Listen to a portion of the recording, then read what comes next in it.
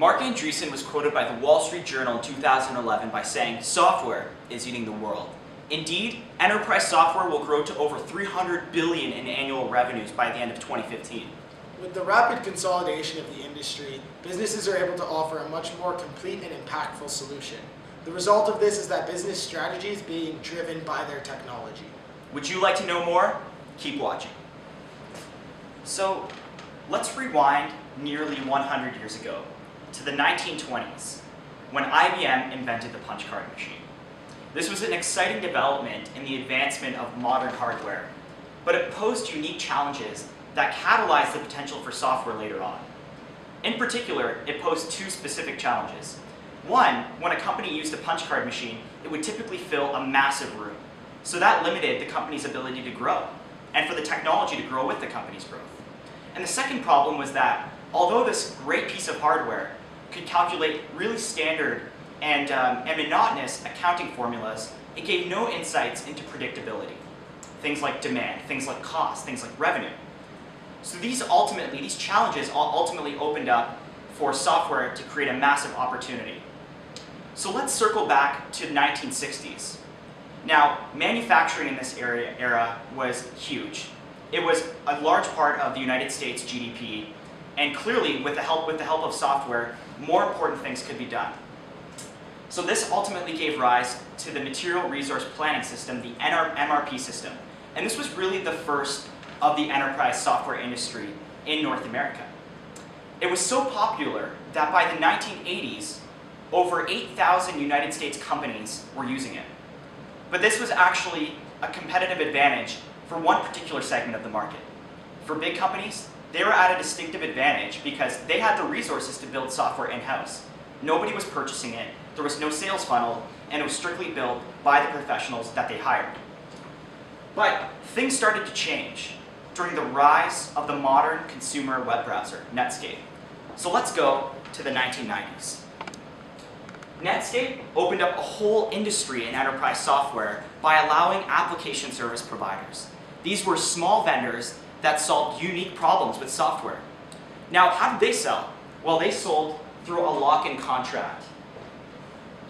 Application service providers provided a license to companies so that way they could predict their revenue per year. It was almost like an annuity.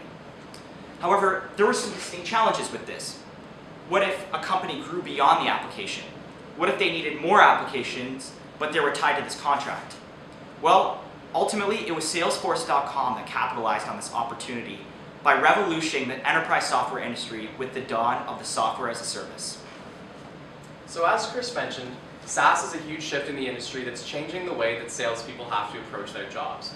Software as a service consists of a pay-per-use model where companies pay only for the services they use and all applications are hosted in the cloud by the vendor. This has some obvious advantages for companies, including scalability, ease of upgrading, as well as enhanced security. But what SaaS has really led to is a rise of a number of different hybrid models that lie between the traditional licensing model and the full service model. This has put a downward pressure on price for the traditional vendors, and subscription revenue is rapidly increasing, expecting to overtake about a quarter of all industry revenues by 2016. So with this obviously comes a challenge for salespeople, heavy discounting, and more difficulty in communicating the value of their traditional enterprise software. Another main force in the industry is the rise of the information age and the internet. Because of this, obviously you have much more informed buyers. They are now working in cross-functional teams to close deals due to the wide complexity of the software solutions available and the fact that it needs to be implemented across the organization. With this also comes some geographical distribution of buyers. So although you may be dealing with a purchasing manager in New York, you could also be communicating with tech support in India or customer service in China, which obviously complicates things for salespeople. Another big part about buyers here is their preconceived notions of the industry and what it should be. Obviously, many buyers expect that software should actually be totally free. And as a salesperson, part of your job is going in to challenge these preconceived notions and show the value of your solution and why it should be something that the company invests in. And finally, another main trend in the industry is consolidation. We've seen a number of mergers and acquisitions from the biggest firms to the smallest firms, which really means that now these companies are selling a range of solutions. It's not just for one specific business function, but it might do many different things. Again, this adds complexity and extremely complicates the salesperson's job. As were mentioned by Tyler, there are several forces that are changing the world of sales as we know it. So what we did is we reached out to Sean Burns at LinkedIn, who's a relationship manager. LinkedIn is a current global leader in business networking today. So what he said is buyers have transparency. They're able to research your solution and learn everything about it as well.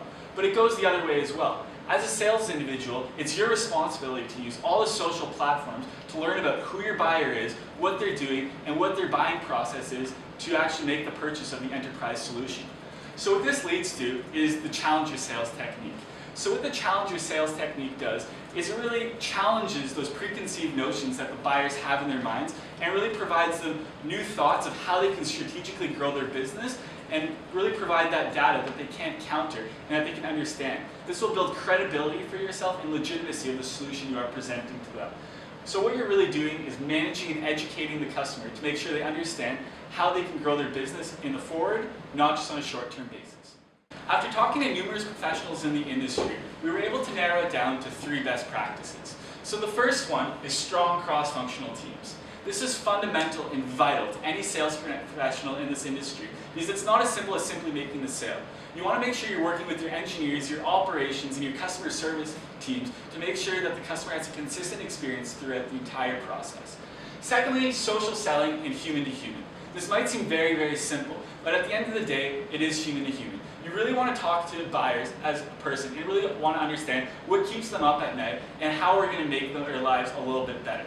And lastly, after talking to Ali Razakos from Salesforce.com, she really mentioned that it's important to have a customer-centric approach and to really focus on C-suite executives.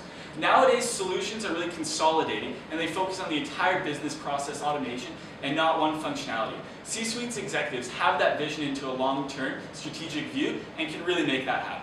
So with respect to the trends we identified earlier, we have 2 pieces of advice for executives competing in this industry. The first is to really focus on the success of your customer. We talked a lot about challenge selling, and in prioritizing the success of your customer when they implement your system over making the sale, you are subconsciously challenging their business to be better and helping them realize the benefits of your solution.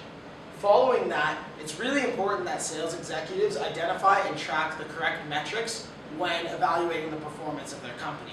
It's very easy to gravitate towards simple things such as profit, loss, and number of accounts sold, but what they really need to focus on are things such as attrition rates and adoption rates to really let them see where in the funnel they're losing customers and allow them to push forward in developing their business.